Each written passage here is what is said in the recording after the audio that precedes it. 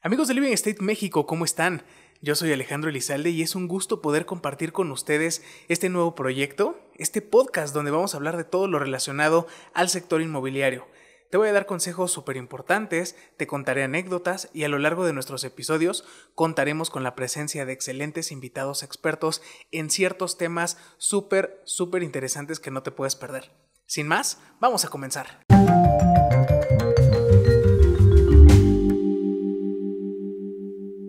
Hoy quiero meterme en el tema del arrendamiento y voy a platicarte sobre ciertos puntos bien importantes que debes tener en cuenta, ya seas tú el propietario o el inquilino. Vamos a empezar a definir el arrendamiento. El arrendamiento es un contrato que existe cuando dos partes, que son arrendador y arrendatario, se obligan recíprocamente una a conceder el uso o goce temporal de una cosa y la otra a pagar por ese uso o goce un precio cierto. El Código Civil nos dice que la renta o el precio del arrendamiento puede consistir en una suma de dinero o en cualquier otra cosa equivalente con tal que sea cierta y determinada, es decir, que sea acordada previamente y que sea de una manera tangible. Se habla mucho respecto a la continuación de un arrendamiento sin una firma de un nuevo contrato. Y ojo en este dato respecto a los plazos. El arrendamiento no puede exceder de 10 años para las fincas destinadas a habitación, de 15 para las fincas destinadas al comercio y de 20 para las fincas destinadas al ejercicio de una industria. Y este punto lo vamos a ver un poco más adelante porque es de los más importantes y los plazos nos referimos cuando no hay una firma de renovación y hablamos de la tácita reconducción. Este arrendamiento debe de hacerse a través de un contrato sí o sí, ya que es en este documento justamente donde se hace la cesión de derechos hacia el arrendatario y se establecen las condiciones y obligaciones de ambas partes. Recuerda que siempre que vayas a rentar una propiedad, seas propietario o inquilino, tienes que exigir la firma de un contrato. Ahora, ojo aquí, la obligación de dar un contrato, ¿de quién creen que es? Del arrendador, exactamente. Ahora, me estoy dando cuenta que ya estamos platicando del contrato, pero me falta comentarte lo principal.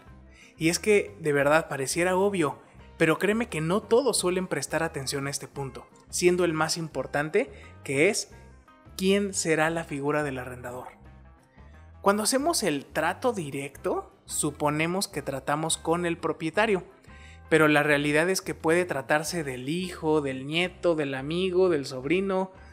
No solicitamos información o documentación que lo acredite como propietario. Y ojo, no estoy diciendo que no pueda celebrar un contrato con alguien que no sea el propietario. Solamente que éste debe tener un poder notarial preferentemente, sin limitantes, para firmar y recibir dinero en representación del o los propietarios. Así que pon atención si es tu caso, De igual forma, si la casa tiene dos propietarios, o copropietarios, mejor dicho, se debe tener la autorización de las personas, de estas dos personas, los copropietarios. Ahora sí, ya dejando claro ese punto, retomemos el contrato. Cuando vemos un contrato de arrendamiento, al inicio aparecen las declaraciones, donde cada parte reconoce su nombre completo, sus direcciones particulares para recibir avisos y notificaciones, que en caso del arrendatario es el inmueble objeto de arrendamiento, y en caso del propietario, su inmueble particular no puede ser el inmueble objeto, porque él o ella no vive ahí. También aparece con qué documento están acreditando su identidad y que ambas partes se encuentran en conciencia y pleno uso de sus facultades mentales. Y vamos con las cláusulas, y aquí la verdad es que no voy a mencionar todas porque cada contrato varía de acuerdo a los acuerdos entre ambas partes. Pero sí mencionaré los más importantes y que son imprescindibles en cada contrato de arrendamiento. Vamos a comenzar con la cláusula de plazo del contrato. ¿Cuánto va a durar el contrato? ¿Cómo debo hacer la renovación? Y aquí es donde viene tácita reconducción o prórroga de contrato. Los plazos, si bien conocemos que hay, sabemos que las propiedades, pues bueno, depende del giro, ya lo mencionábamos anteriormente, comercial, de casa habitación o bien del sector industrial. En este episodio vamos a pegarnos un poquito más al arrendamiento de casa habitación. Y es que contratos podemos encontrarnos aquellos que van desde una duración de 3 meses, 6 meses o un año, que es lo más común. Pero también podemos encontrarnos con contratos que se establecen de un inicio de 2 o 3 años. Entonces, esto es bien importante que quede plasmado en una de las cláusulas, cuánto es lo que va a durar nuestro contrato. Y cuando este vence, ¿cómo es que está venciendo? A través de forma natural, que en este caso hablamos de la duración del mismo, porque se vence el contrato. ¿Cómo es la renovación? Pues bueno, básicamente hay dos formas. Una, que es la prórroga del contrato, donde básicamente se firma uno nuevo, estableciendo una nueva vigencia en el mismo. La otra es que a lo mejor de palabra entre el arrendador y arrendatario acuerdan que se va a continuar con el arrendamiento, y aquí es cuando entra el punto que comentábamos a un inicio, que para casa habitación puede ser máximo de 10 años sin la firma de un contrato. Cuando no hay una firma de un nuevo contrato, a esto se le llama tácita reconducción. La siguiente de las cláusulas que son súper importantes es el pago de rentas, y es que en el contrato debe establecerse el tiempo y forma de pago. Si el pago será monetario, se mencionará la cantidad, la divisa y el día de pago, así como un plazo para no generar intereses moratorios. En unos comentarios, en Facebook me encontré una publicación de una chica que renta en Baja California y comentaba que allá las rentas en el lugar donde ella está viviendo, muchos propietarios solicitan rentas en dólares, y ella comentaba es que esto es ilegal, y la realidad es de que no es ilegal. De hecho, el Código Civil nunca establece que tenga que ser en pesos mexicanos. Es más, incluso no establece que la cuota de renta tenga que ser más bien monetaria.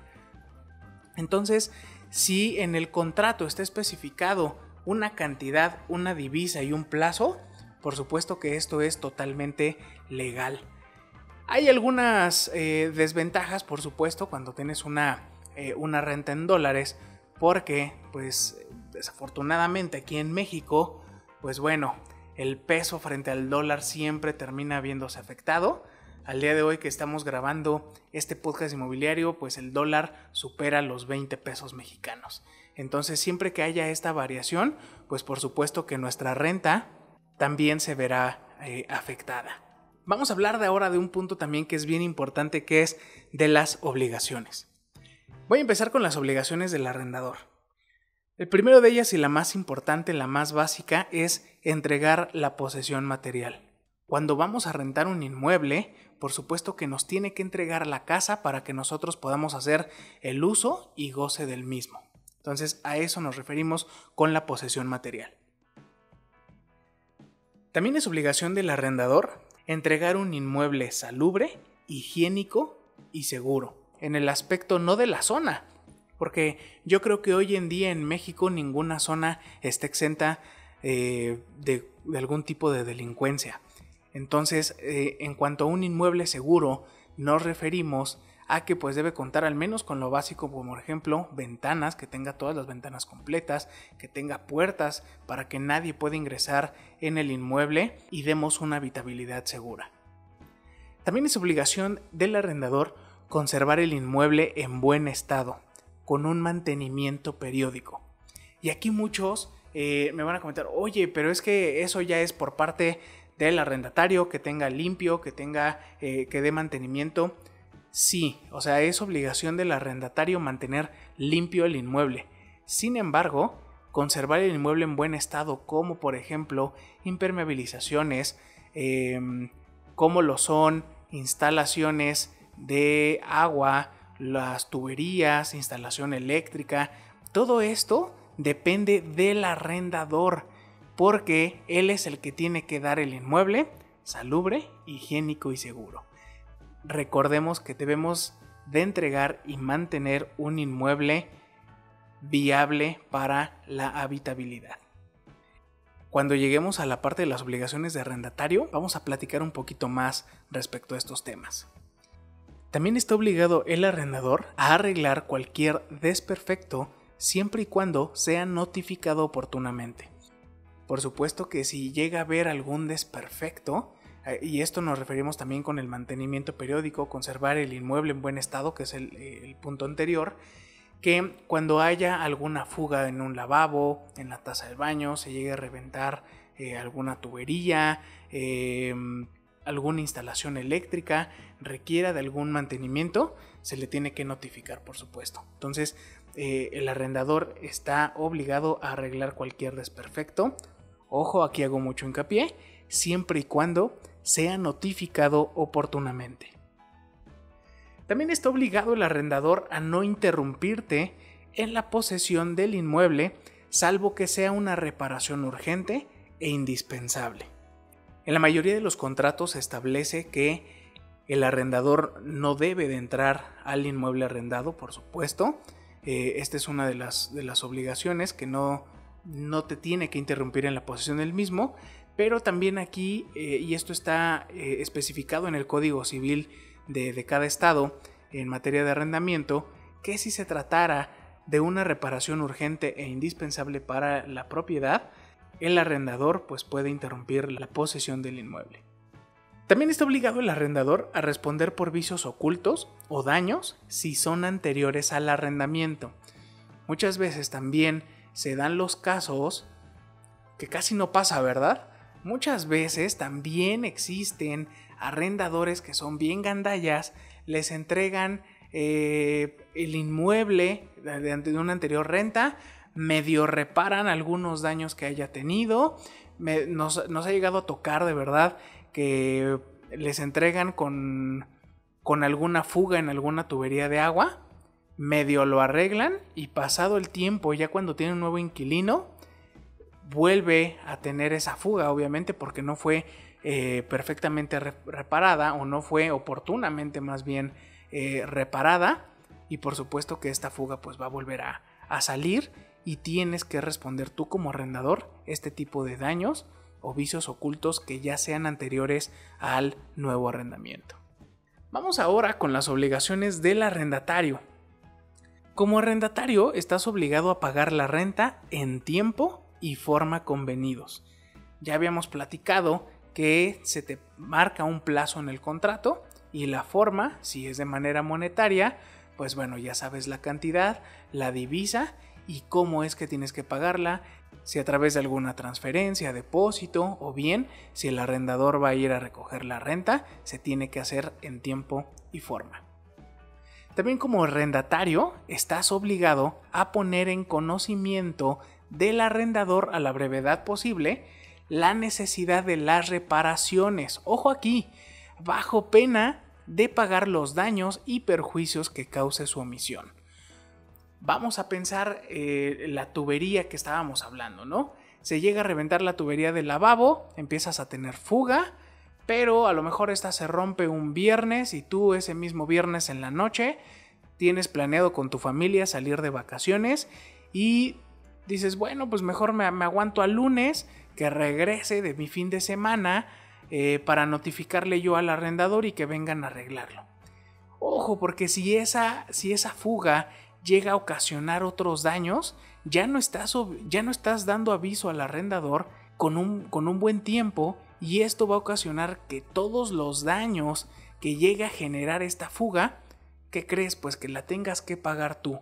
De igual manera, si esa fuga llegó, si estás en un departamento en la planta alta, un segundo piso, y llegas a afectar al departamento de abajo, por supuesto que también tienes que correr con esos daños y perjuicios.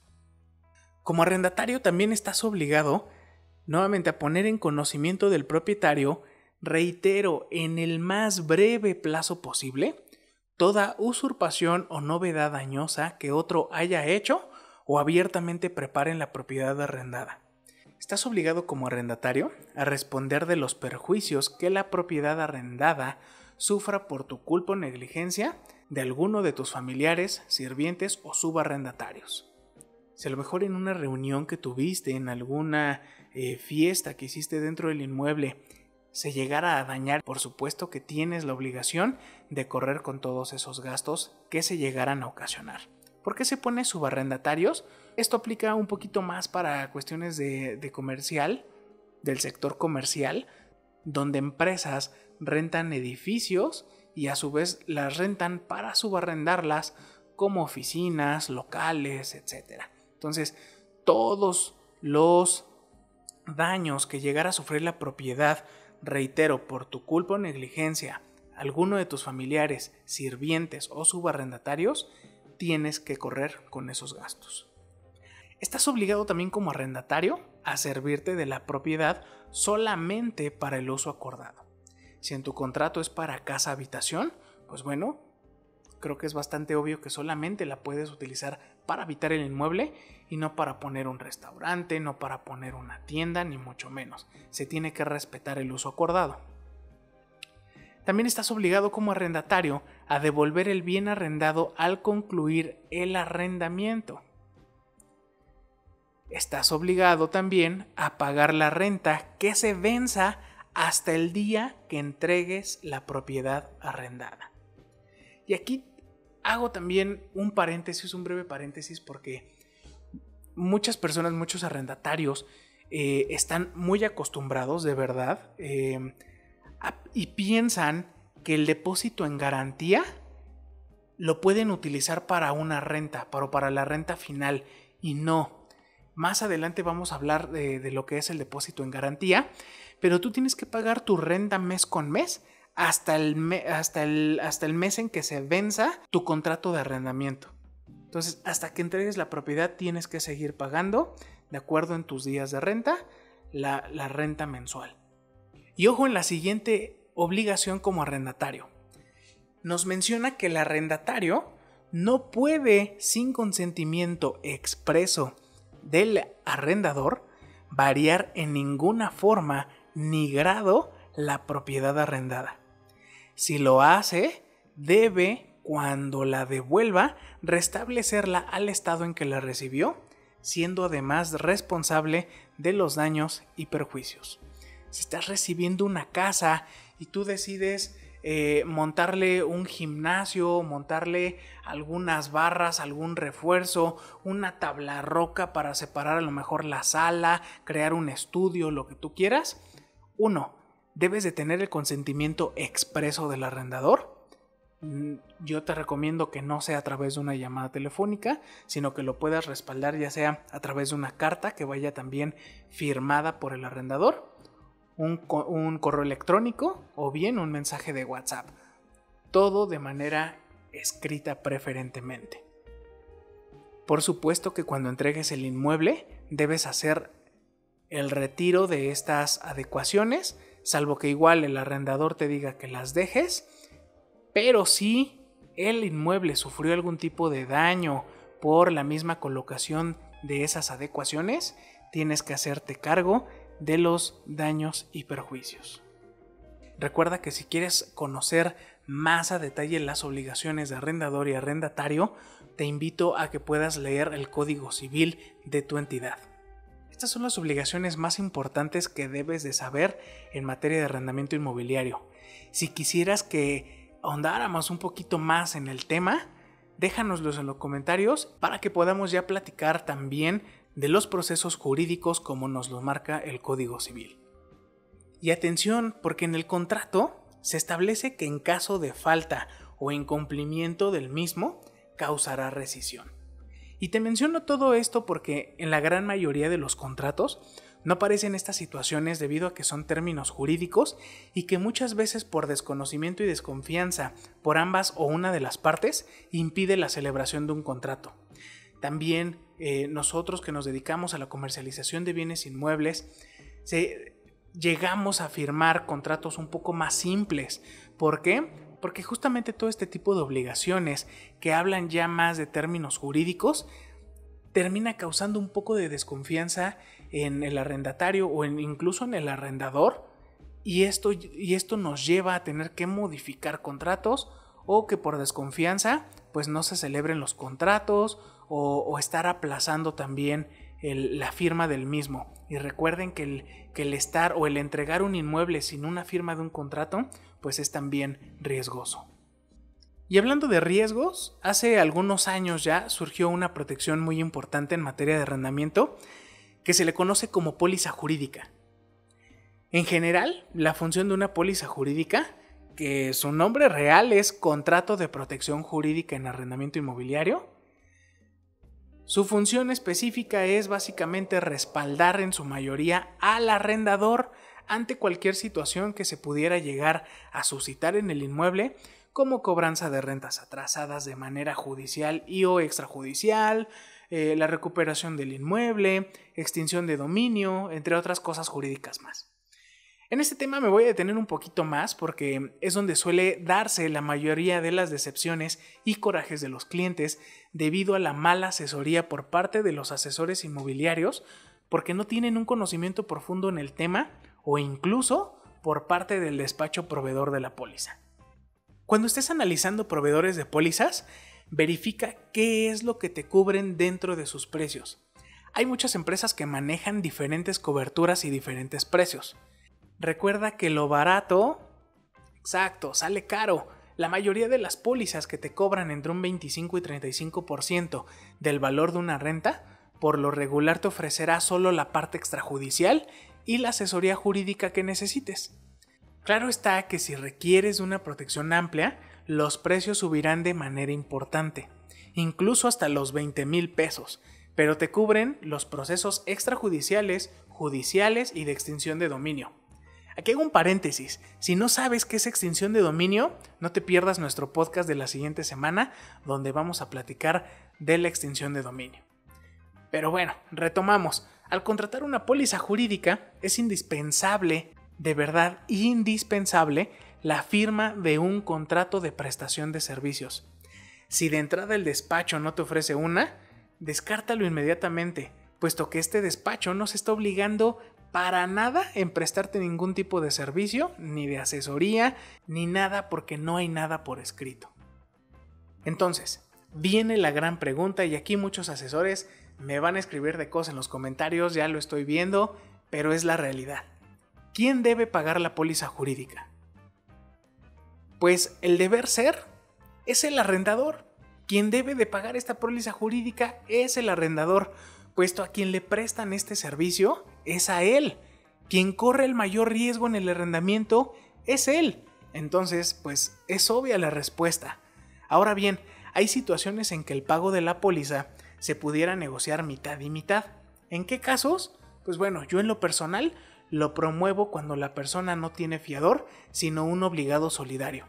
Y esto me lleva al último tema, las garantías.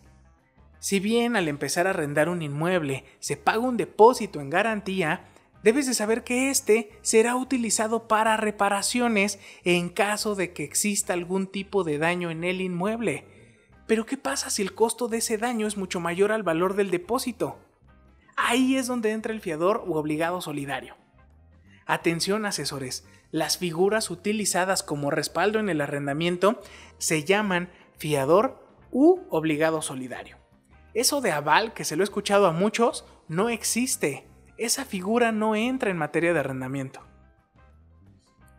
¿Quién es el fiador? El fiador es aquella persona que para respaldar al arrendatario proporciona un bien inmueble libre de gravamen como garantía, la cual puede ser reclamada a través de un juicio para recuperar daños y perjuicios causados por el arrendatario en la propiedad. El obligado solidario es aquella persona que se obliga, vaya la redundancia, a lo establecido en el contrato e incluso a pagar la o las rentas, daños y perjuicios e incluso también podrá figurar en caso de una demanda judicial o extrajudicial. Ahora que ya sabes un poco más de lo básico en el arrendamiento, déjame saber en los comentarios qué te ha parecido el episodio de hoy. Ya sabes que si requieres de asesoría en materia inmobiliaria, envíanos un mensaje a través de nuestras redes sociales. Si aún no nos sigues, estamos como Living Estate México en Facebook, Instagram y YouTube. Yo soy Alex Elizalde, esto fue el podcast inmobiliario y nos vemos muy pronto.